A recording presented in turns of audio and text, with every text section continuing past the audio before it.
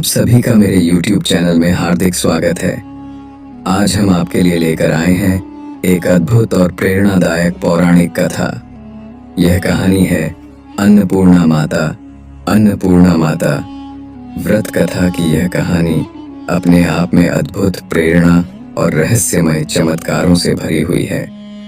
इस धनंजय और सुलक्षणा की अनोखी कथा काशी नगरी में एक ब्राह्मण धनंजय और उसकी पत्नी सुलक्षणा निर्धनता में जीवन व्यतीत कर रहे थे। उनका छोटा सा घर और खाली भंडार उनके संघर्षों की कहानी सुनाते थे।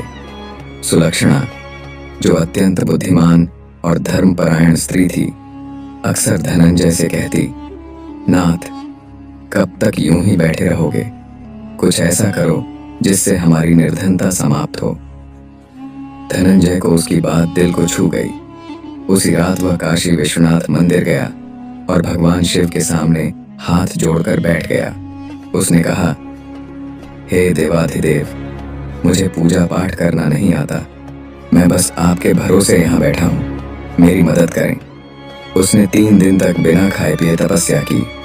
तीसरी रात भगवान शिव प्रकट हुए। उन्होंने धनंजय के कान में 3 बार फुसफुसाया, अन्नपूर्णा, अन्नपूर्णा, अन्नपूर्णा। धनंजय को इस नाम का अर्थ समझ नहीं आया। वह ब्राह्मणों के पास गया और पूछा, अन्नपूर्णा कौन है?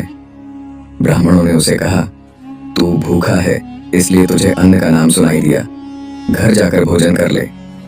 लेकिन सुलक्षणा ने धनंजय को समझाया, नाथ, यह नाम साधारण नहीं हो सकता। भगवान शिव ने इसे स्वयं कहा है। आपको फिर से तपस्या करनी चाहिए। अन्नपूर्णा की खोज धनंजय ने फिर तपस्या शुरू की। इस बार भगवान शिव ने उसे पूर्व दिशा में जाने का निर्देश दिया।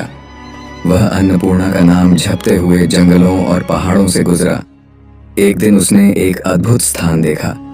वहां एक सुंदर सरोवर था जहां अप्सराएं कथा सुन रही थीं और मां अन्नपूर्णा की जय का गान कर रही थीं। धनंजय ने उनसे पूछा, हे देवियों, आप क्या कर रही हैं? उन्होंने बताया, हम मां अन्नपूर्णा का व्रत कर रही हैं। यह व्रत 21 दिनों तक किया जाता है। जो भी इसे श्रद्धा से करता है उसकी हर मनोकामना पूर्ण होती है। धनंजय ने विनती की, मेरे पास कुछ भी नहीं है, क्या आप मुझे यह व्रत करने का तरीका बताएंगी? देवियों ने उसे 21 गांठ वाला पवित्र धागा दिया और व्रत का महत्व समझाया। धनंजय ने व्रत पूरा किया। अंतिम दिन सरोवर में से एक स्वर्णिम सीढ़ी प्रकट हुई जो एक दिव्य मंदिर तक जाती थी। वहां मां अन्नपूर्णा अपने सिंहासन पर विराजमान थीं और भगवान शंकर भिक्षा मांगने खड़े थे। धनंजय ने उनके चरणों में गिरकर अपनी निर्धनता और दुख की कहानी सुनाई। मां अन्नपूर्णा मुस्कुराई और कहा, तूने मेरा व्रत पूरी श्रद्धा से किया है, अब तेरा जीवन सुखमय होगा। उन्होंने उसकी जिह्वा पर बीज मंत्र लिखा जिससे उसमें अद्भुत विद्या और ज्ञान प्रकट हो गया। जब उसने आंखें खोली तो खुद को काशी विश्वनाथ मंदिर में पाया। धनंजय घर लौटा और सुलक्षणा को सब बताया।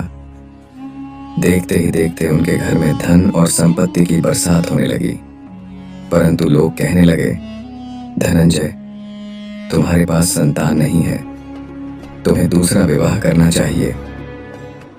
धनंजय अनिच्छा से दूसरी शादी कर बैठा। नई पत्नी को सुलक्षणा से ईर्ष्या थी। अघन मास का व्रत शुरू हुआ तो सुलक्षणा ने धनंजय को फिर व्रत में शामिल किया। नई पत्नी को जब व्रत का पता चला तो उसने व्रत का धागा जला दिया। मां अन्नपूर्णा का कोप जाग गया। धनंजय का घर जलकर राख हो गया। नई पत्नी को अपने पिता के घर लौटना पड़ा। धनंजय ने फिर मां अन्नपूर्णा की आराधना की। मां ने उसे स्वर्ण प्रतिमा दी और आशीर्वाद दिया, तू फिर से सुखी होगा, तेरी सुलक्षणा को संतान प्राप्त होगी। सुलक्षणा ने एक पुत्र को जन्म दिया। धनंजय ने गांव में मां अन्नपूर्णा का भव्य मंदिर बनवाया। गांव के लोग मां की कृपा से धन धान्य से संपन्न हो गए। नई पत्नी के पिता का सब कुछ लुट गया। सुलक्षणा ने उन्हें भी अपने घर बुलाकर आश्रय दिया। इस प्रकार धनंजय, सुलक्षणा और उनका पुत्र मां अन्नपूर्णा की कृपा से सुखपूर्वक रहने लगे। माँ अन्नपूर्णा की महिमा हर घर में गूंजने लगी। जो भी उनके व्रत को श्रद्धा से करता, उसके भंडार सदा भरे रहते। यह कथा हमें सिखाती है कि श्रद्धा और भक्ति के साथ किए गए कार्य का फल अवश्य मिलता है। माँ अन्नपूर्णा सबके भंडार भरें।